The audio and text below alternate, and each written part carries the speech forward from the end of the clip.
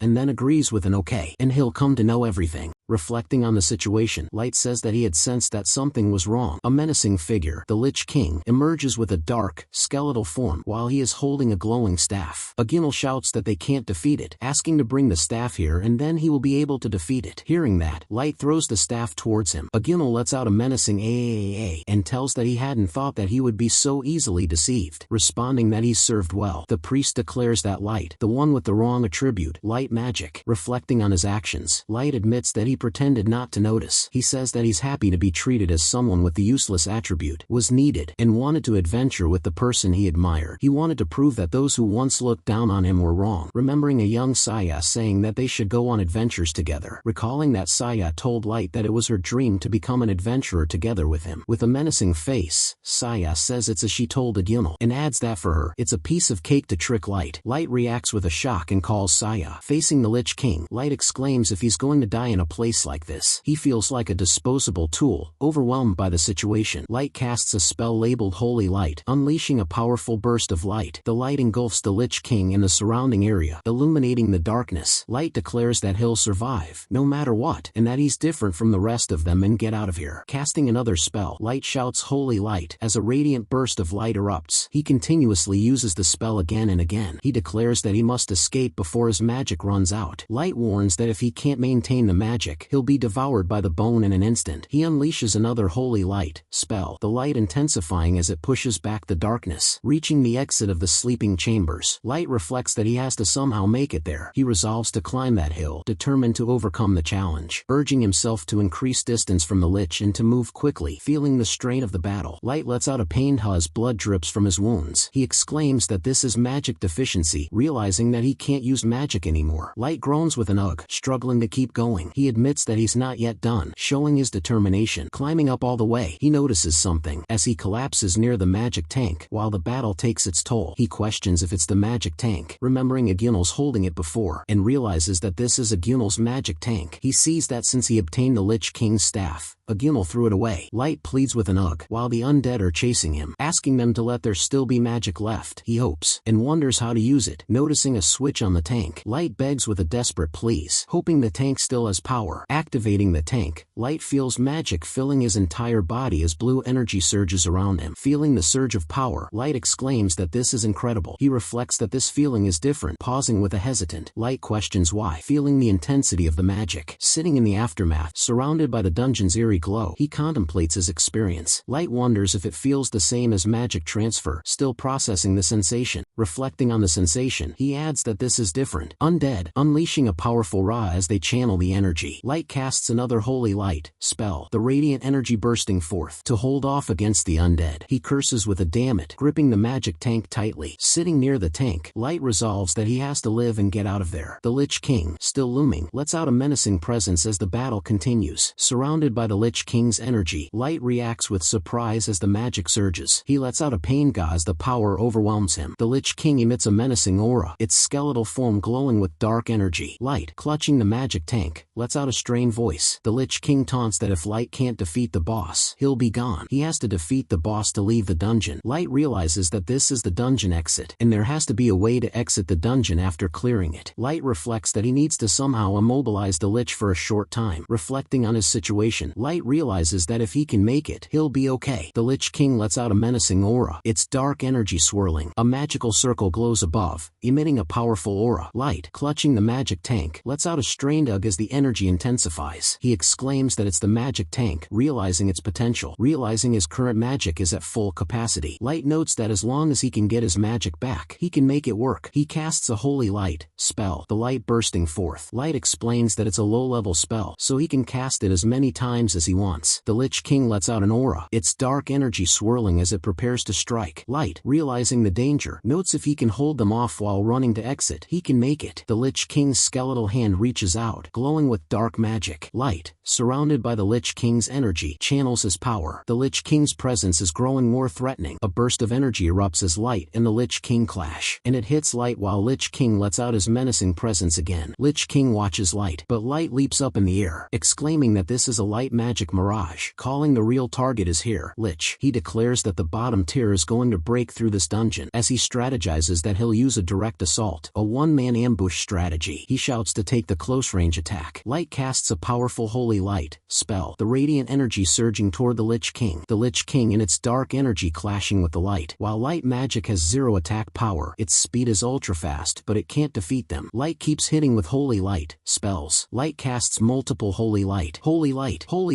spells, the radiant energy striking the Lich King. Light keeps hitting, hoping the monster's movement will definitely slow down. The Lich King lets out a pained HGH, its dark energy faltering under the barrage. Light gets exhausted as he continues the assault. A notification appears, magic level up, light attribute LVL 10-inch. Another notification follows, acquired magic, meteor shower. Light reflects that this is the final level 10 magic of Light. He channels the energy, his body glowing with power. Light stands amidst the dungeon, the Lich King's dark energy swirling around him. The Lich King's skeletal hand reaches out, its dark magic intensifying. Light, facing the overwhelming power, exclaims no way. As the situation escalates, the Lich King's skeletal hand reaches out, its dark energy surging. Light exclaims the Lich as he faces the overwhelming power, slamming his own body with its hand. Lich Kings try to recover, and Light falls back to the ground. He questions if it can move again, shocked by the Lich King's resilience. The Lich King lets out a menacing aura, and its energy intensifying. It commands the undead to attack. The Lich King roars with a powerful roar, its skeletal form glowing with dark energy. Light, struggling against the dark magic, faces the Lich King's wrath. Light, overwhelmed overwhelmed by the Lich King's power, exclaims that this is bad, realizing that he can't dodge the attack. The Lich King's dark energy surges, its skeletal form towering over Light, and stands there watching it with its menacing presence. Light, clearly in pain, struggling to keep up with the battle. He stands up even after getting injured. The Lich King watches as he tells he won't go down that easily. Bleeding and battered, tells the Lich King that the same goes for him. He declares that now he can use the ultimate magic of a light attribute at the max. Light channels his power, glowing with radiant energy, and shouts, "Here it comes. Here you go." As Light prepares his final attack, Light unleashes Meteor Shower, a powerful spell that rains down beams of light on the Lich King and its minions. The Lich King and its forces are engulfed in the radiant assault, trembling under the attack. The Lich King's form disintegrating under the Meteor Shower. The radiant beams of light continue to rain down, obliterating the Lich King and its minions. Light, exhausted, notes that the magic power consumption is unreal and nearly all of his capacity is gone in a single shot. As he feels the toll of the battle, the light fades, leaving the dungeon in silence. Light realizes that the Lich is dead and there's no sound at all, confirming the victory. He exclaims that he did it, having finally defeated an enemy with light magic. The Lich King lets out a roar, its form still standing despite the Meteor Shower. Light, shocked, as he realizes the Lich King is unharmed. The Lich King looms over Light, its dark energy swirling menacingly. Light exclaims that it's unharmed, stunned by the Lich King's resilience. A status window opens, showing Light's magic power. He looks at it and examines the details of his Meteor Shower spell, noting that the light rays cover the designated area, brighter than normal but burning the field of vision. A final notification appears, attack power 0, still standing. Questions what it is doing, noting that this isn't the level 10 magic's highest ranking spell, and its max light attribute. Undead laughs with a menacing voice, seeing Light's efforts completely useless. He questions that it would be so convenient to get an attack spell of the light attribute. With realization, he laughs out loud, feeling the frustration. Completely useless, and declares that a dead-end attribute like light magic is no match for it. Light, frustrated, exclaims, "Damn it, damn it, damn it," as he faces the Lich King. All the exhaustion takes a toll on his body. His hand drips with blood, a result of its magic deficiency affecting its organs. He wonders if they are ruptured. Seeing the magic tank, Light, desperate, declares that he can still fight, pleading for more magic from the tank. He reaches for the magic tank, hoping to draw more power. A human hand emerges from the rubble, surprising Light. Light exclaims, "A human hand," shocked by the unexpected appearance. Light, still reeling from the battle, mutters, "A human hand," as he looks at the hand. He gets shocked as a figure emerges from the rubble. Remembering the time when he talked about a portable magic tank, he recalls a Gimmel saying it's heavy and cumbersome, and shouts a Gimmel upon seeing the magic tank, cursing with a "you damn," recalling everything about the groundbreaking invention, a magic tank, and how a Gimmel told it was heavy and cumbersome. He says those are not the words you say to a human. With determination, he declares that he will get her out of there right now, determined to save her. Light, still in shock, begins to remove the cover of the magic tank. He notices a girl inside the magic tank, and gets surprised by her appearance, exclaiming that she's alive. He is relieved to see another survivor. The girl's attribute is also light. Light realizes it and notes that she is just a person used for magic transfer. He thinks that to make it easy to carry, she probably didn't even have the proper meals. Thinking that he kept her inside without letting her out and always making her release magic for him, he becomes sad, and adds that even now, just by touching her, he can feel the child's magic flowing into him. As he feels the magic flowing, he remembers even back then it was the same. Even back then when he was carrying the tank, he didn't know. He apologizes, saying sorry for the misunderstanding, and feels sad as he hugs her. And even after all this, she is still giving him the magic. The Lich King lets out a menacing growl, its dark energy surging as it prepares to strike. Light casts a holy light spell, the radiant energy bursting forth to hold off the Lich King. He describes he was considered a walking torch and magic tank, noting that he's been ridiculed so much for being a useless attribute. But even so, Light, frustrated, shouts a Gimmel as he realizes he's never been treated like this before. Remembering the words of a Gimmel, "To even greater heights. For that purpose, I'll do whatever it takes." He finally gets what he meant, and he was used to get the Lich King's staff. And once a Gimmel had the staff, he discarded the child as if she was nothing, laughing as he did. He declares that he won't forgive him and won't let this go, his determination flaring. As he holds the girl, he urges the girl to go together and get out of there, saying he's felt this way before. He tells her to lend her magic, promising to make this work, and vows to defeat a Gimmel himself. Light, filled with pure 100% rage, channels his anger. Light stands amidst the dungeon, the Lich King's dark energy still lingering. He activates Holy Light, maximum output, continuous activation, pouring all his power into the spell. The radiant energy bursts forth, purifying the light as Light explains that even with an attack power of 0, it's still a purifying light you'd never see before. He warns the Lich King that it would want to make way for this attack. Light, struggling, lets out a strained AAA as he pushes the spell to its limits. A notification appears. Light magic has reached the maximum value, it's maxed out. Light, casting another holy light to finish the fight. Another notification confirms. Light magic has reached the maximum value, it's maxed out. Light, still casting holy light. Holy Lie High tells the girl to get out of there with him. He continues to pour out his magic, the notifications repeatedly flashing. Light magic has reached the maximum value, it's maxed out. Vowing to get out, he uses it again